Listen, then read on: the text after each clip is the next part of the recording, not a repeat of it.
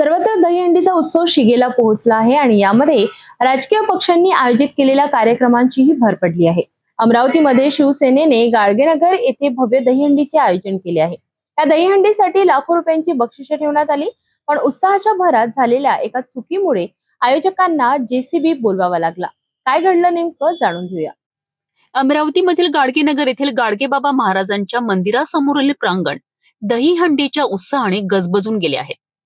शिवसेनेने आयोजित केलेल्या या दहीहंडी स्पर्धेत गोविंदा पथकांसाठी मोठं बक्षीस ठेवण्यात आलं आहे।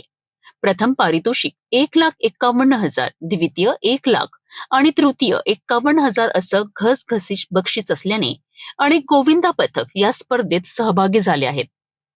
फ्रेंड्स पथक, धामणगाव रेल्वे, कालभैरव पथक अशा एकूण 5 गोविंदा पथकांनी या स्पर्धेत हजेरी लावली आहे। शिवसेनेचे महानगर प्रमुख संतोष बद्रे यांच्या नेतृत्वात हा सोहळा पार पडत आहे आणि शिवसेनेचे अनेक पदाधिकारीही मोठ्या संख्येने उपस्थित आहेत। मात्र दहीहंडीकरिता वापरल्या जाणाऱ्या क्रेनसाठी जागा योग्य नसल्याने एक मोठी अडचण निर्माण झाली।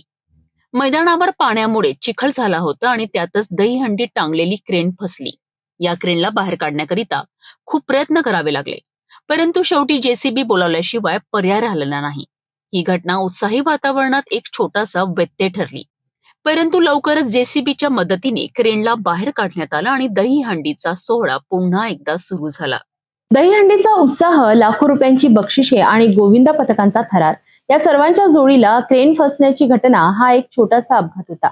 पण या निमित्ताने कार्यक्रमाच्या नियोजनातील त्रुटी समोर आली। मात्र तातडीने केलेल्या उपाययोजनांमुळे हा सोहळा पुन्हा सुरू झाला आणि गोविंदा पथकांचा उत्साह कायम राहिला।